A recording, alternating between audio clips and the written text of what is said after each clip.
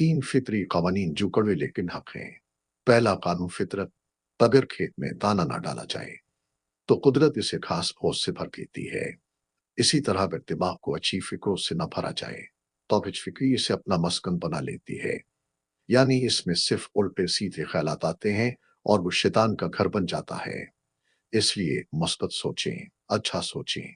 दूसरा कानून फितरत, जिसके पास जो कुछ होता है वो वही कुछ बांटता है।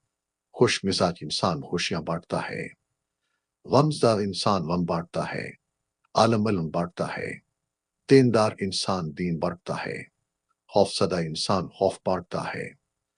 इसलिए खुद में मुस्बत एहसास पैदा करें, अच्छी चीजें सीखें, मसरूफ रहें, खुश रहें। तीसरा कानून फितरत, आपको जिंदगी में जो कुछ भी हासिल हो उसे हजम करना सीखें। इसलिए कि खाना हजम ना होने पर बीमारियां पैदा होती हैं। माल व स्रोत हजम न होने की सूरत में रियाकारी बढ़ती है। बात हजम न होने पर चोरी और गैबत बढ़ती है। तारीफ हजम न होने की सूरत में गुरूर में इजाफा होता है। गम हजम न होने की सूरत में मायूसी बढ़ती है। इसलिए हजम करना सीखें, अपनी जिंदगी को आसान बनाएं और एक बामकसद और बाकाब जिंदगी गुजारें।